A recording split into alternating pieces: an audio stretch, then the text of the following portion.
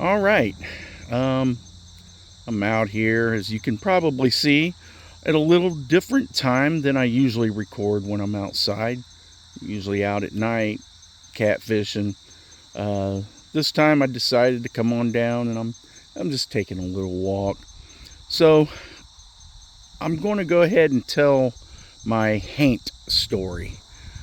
And before I get started, I just want to explain to everyone that number one, I am not a quote unquote content creator. I'm not a professional. I'm just an average guy just using his phone to record stories. Um, I, you know, it's not going to be polished. I'm not a trained speaker. I'm just a average blue collar Joe that with a phone who's talking. So with that, take the blemishes with everything else, and I'm going to go ahead and get started. Most of you, if you're listening to this and you saw the word haint, you're already familiar with what I'm about to say. Um, and I'm talking about the rules in Appalachia. One of which is when if you hear your name called, you didn't, and that's where we're going to start.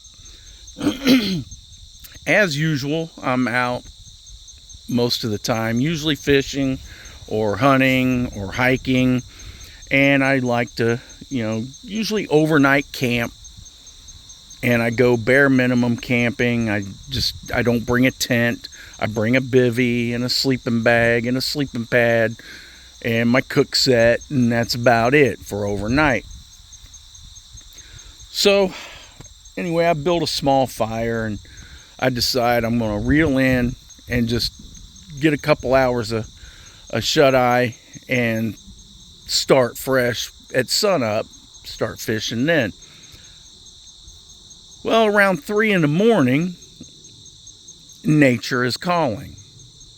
So I have to, take care of business. And if you're wondering, well, how did you know what time it is? Well, I checked the time when I got back in my bivvy after the event that I'm about to explain, because I wanted to know how long I had before the sun came up. So I go, and while I'm taking care of business, I hear my name called. Now, it's not just my name that bothered me, but it was my formal name. And when I say formal, let's say my name is John. It was calling Jonathan.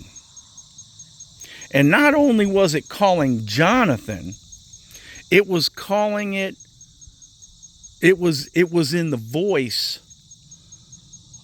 of an ex that I was deeply in love with. And we'd been broken up for quite a long time.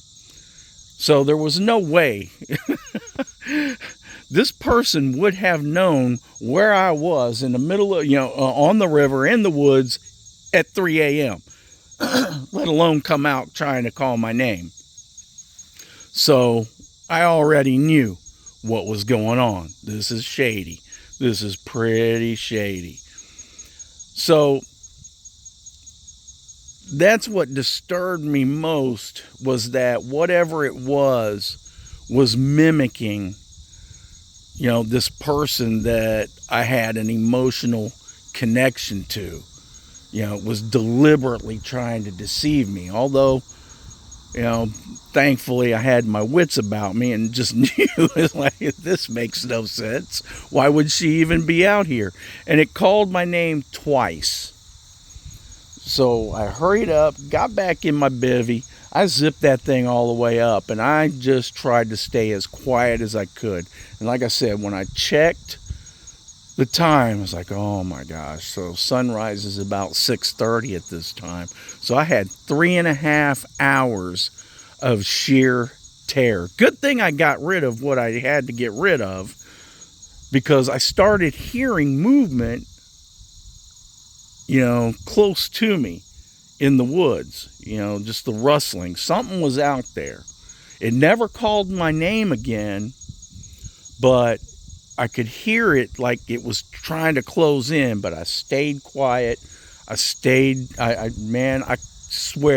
as soon as I saw that glow coming from the east, I wasn't putting the pole back in the water. I was rolling everything up, filling up my backpack, and I was hightailing out of there. And I still, to this day, I don't go back to that spot to fish. Even though it's a good spot, I mean, you can go during the day, but at night is when it's usually better. But anyway, that's my Haint story. If you have any stories of your own, please feel free to put them in the comments. And like I said, I'm usually very skeptical, but this was just... And if you go back and look at my strange lights in the sky, I'm still skeptical. I couldn't explain it at the time, but I asked if somebody could to go ahead and do it. I knew there had to be some rational explanation.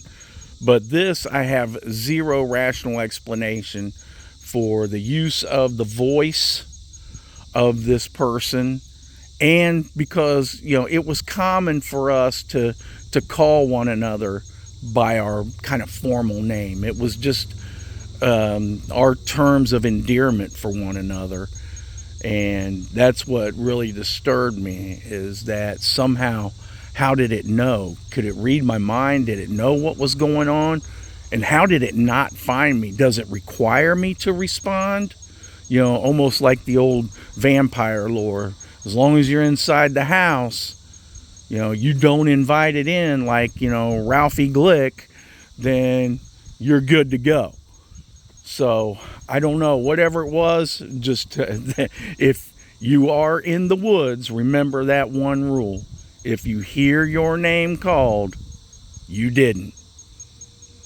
All right, with that, I hope y'all have a great weekend. If you have any comments, please leave them. Thank you. Bye-bye now.